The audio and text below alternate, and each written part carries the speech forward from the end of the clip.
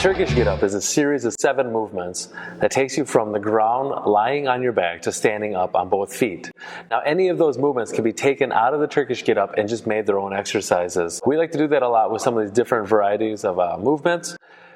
One in particular that I really enjoy doing is what's called the half knee to bend.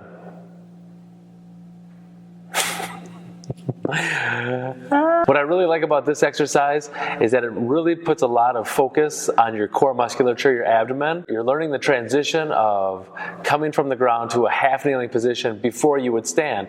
Pretty critical part in any part of your getting up off the floor, with or without weight, exercising, or at home, just again, getting yourself up off the floor. So we're going to use some different implements to show the variety and the different focus points that it'll hit doing this certain exercise. I'm pretty excited to show this to you. Let's go get it done. Before we start talking about any of the implements, let's talk about your first most important basic implement, your body. This movement is going to be primarily a hip hinge to the side. Whatever knee is up, I want that arm extended as well. You're going to go ahead and we're going to slide those hips over to the side, set that hand down. I want you to make sure now that that hand is underneath your shoulder, which is underneath your other shoulder, which is underneath that hand. From here, take a look up to that ceiling. Don't push off of the floor. Don't rock over to the side. What you're going to do is you're going to pull yourself up through the abdomen, including this glute. So what's great about this is that's another one of those cross-patterning drills where I have the load in conjunction with this hip over here. Once you feel like you can do that well, you can go to the next level, which could be just as simple as using a shoe. Once you feel like, hey, I could do that, that's great. What I would say is your gyms, typical gyms do carry kettlebells, and that's the primary tool to use in a Turkish get-up. Using the kettlebell now is going to offer a little bit more activity because you've got that weight on top of that hand, which is going to cause some stabilization issues in that shoulder.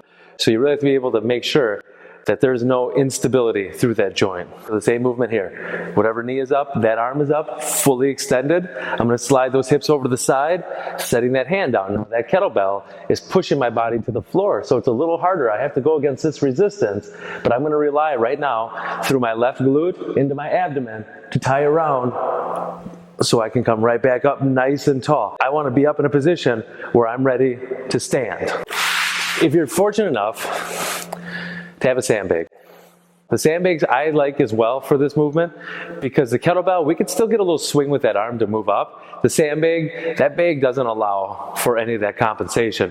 That bag's continually pushing you to the floor. Whatever leg is up, once again, the bag resides on that side. Sliding down, making sure that everything is in line, looking up nice and high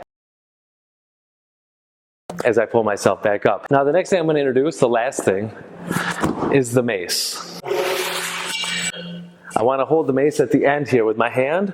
Now the closer I bring my hand here, the more intense this drill will become. The higher I hold that mace up, also the more intense. I'm coming down, shifting my body over to make room for that mace, setting it down, repositioning. I want that mace to be perpendicular at the bottom, opening up that chest, no pushing off the floor. It's going to be a steady.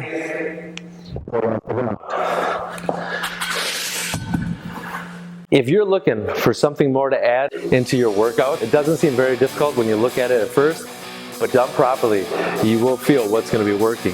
Have a good time with this. Happy bending.